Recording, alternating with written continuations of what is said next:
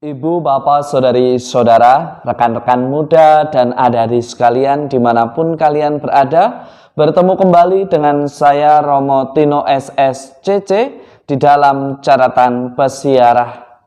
Sebagai orang beriman, kita diajak untuk senantiasa menciptakan hati yang murni di dalam persiaran hidup kita. Jika kita merasa berat, mintalah kepada Allah agar kita diberikan kekuatan sehingga kita boleh menempuh persiaran hidup kita di dalam kemurnian hati yang membawa kita pada sukacita yang sejati. Sebelum kita mendengarkan permenungan dari catatan Pesiarah, marilah kita membuat tanda kemenangan Kristus. Dalam nama Bapa dan Putera dan Roh Kudus. Amin. Allah Bapa, sumber kehidupan, Engkau telah memenuhi kehausan kami akan kedamaian melalui Yesus Kristus Putramu. Semoga pada masa pertobatan ini Ia berkenan menyembuhkan kami dari segala penyakit dan dosa, dan memberikan kami semua kekuatan untuk senantiasa mampu bangkit dengan niat yang kuat untuk meninggalkan segala perbuatan yang tidak berkenan padamu. Demi Kristus Tuhan dan pengantara kami. Amin. Ibu, bapak, saudari, saudara, rekan-rekan muda, dan adik-adik sekalian yang terkasih, kita mendengarkan sebuah perumpamaan dan penglihatan yang dialami oleh Yehezkiel ketika ia melihat air yang mengalir dari bait suci. Kemana saja air itu mengalir, semua yang ada di sana akan hidup.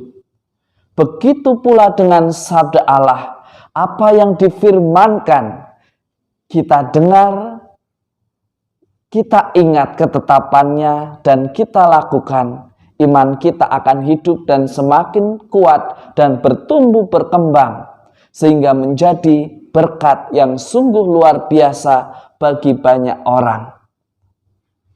Air kehidupan akan mengalir begitu saja tanpa meninggalkan bekas atau dampak yang menghidupkan ketika kita tidak mau mendengar, ketika kita beriman dengan syarat, ketika kita hanya ingin beriman untuk dilihat kudus, suci, baik, tetapi kita tidak melakukannya.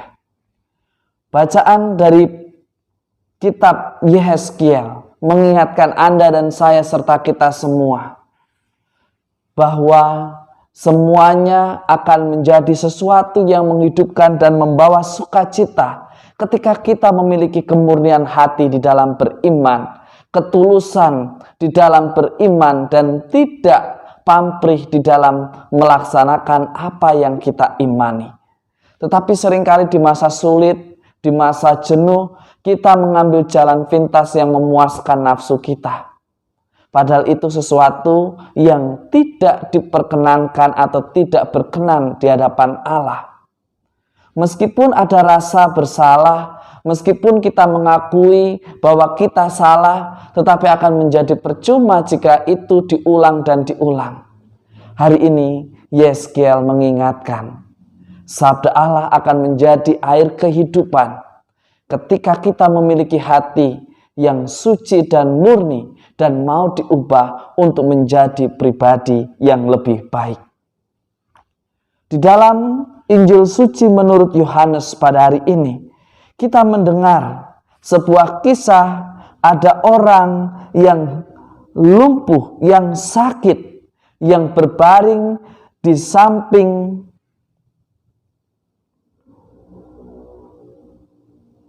serambi dekat kolam Bethesda. Kolam itu senantiasa ditunggu oleh orang-orang yang sakit. Ketika bergerak mereka berlomba, berebut lari untuk pergi ke kolam itu. Tetapi tidak mungkin bagi orang yang terbaring ini. Maka Yesus mengatakan kepada orang lumpuh itu, "Maukah engkau sembuh?" Lalu jawab orang sakit itu, "Tuhan, tidak ada orang yang menurunkan aku ke dalam kolam itu apabila airnya mulai guncang. Kata Yesus kepadanya, bangunlah, angkatlah tilammu dan berjalanlah. Dan pada saat itu juga sembuhlah orang itu. Lalu ia mengangkat tilamnya dan berjalan. Ibu, bapak, saudari, saudara, rekan-rekan muda, dan adik-adik sekalian yang terkasih. Seringkali kita melihat sesuatu yang lain yang tidak bisa kita capai, tetapi kita menunggunya. Kita ingin seseorang membantu kita, seseorang membawa kita. Terkadang pikiran kita membuat kita justru tidak pernah disembuhkan. Yesus mengajak Anda dan saya serta kita semua. Ia bertanya, maukah Anda, saya sembuh? Jika mau bergerak, andalkanlah Tuhan di dalam hidup kita. Jangan selalu memikirkan dan menginginkan sesuatu yang secara faktanya Anda dan saya tidak bisa untuk mencapainya. Untuk apa kita menunggu yang sia-sia? Beriman yang tanpa syarat, itulah yang Tuhan kehendaki. Beriman yang tanpa syarat, itulah yang menyembuhkan dan memulihkan kita. Mari kita biarkan Tuhan sendiri yang menjamah. Tuhan sudah memberikan segala sesuatunya kepada Anda dan saya melalui talenta yang kita miliki. Tinggal bagaimana kita menggunakannya. Tinggal bagaimana kita menghidupkannya. Tinggal bagaimana kita menjadi perpanjangan berkat Tuhan. Bukan untuk menunggu sesuatu yang ideal. Sesuatu yang wah tetapi kita tidak bisa mencapainya. Mari kita mulai dari apa yang kita miliki. Mari kita mulai dari apa yang Tuhan sudah berikan. Syukuri itu, gunakan itu untuk memecahkan setiap tantangan dan persoalan yang silih berganti datang di dalam kehidupan kita. Ingatlah, Tuhan sendiri yang mengatakan, Tuhan adalah gembala kita, di mana kita tidak akan berkekurangan. Kita akan dibaringkannya di padang rumput yang hijau dan dihantarkan ke air yang segar. Asalkan kita mau mendengar, mengingat-ingat ketetapannya, melaksanakan panggilannya dengan sebaik mungkin, dengan setia, bukan hanya dalam susunan kata, tetapi di dalam tindakan nyata. Semoga berkat Tuhan senantiasa melindungi dan memberkati kita, Bapa dan Putera dan Roh Kudus. Amin. Ibu, bapak, saudari-saudara, rekan-rekan muda dan adik-adik sekalian yang terkasih, Tuhan sudah menawarkan, maukah Anda sembuh? Jika mau, dengarkanlah, ingatlah ketetapannya, dan lakukanlah itu. Bukan untuk menunjukkan bahwa aku hebat, tetapi berimanlah dengan tepat dan benar. Semakin kita beriman, semakin bijaksana. Semakin kita beriman, kita menjadi perpanjangan berkat Tuhan yang membawa perdamaian. Jika kehadiran kita justru membuat orang membenci dan menghujat Tuhan, mungkin ada yang salah.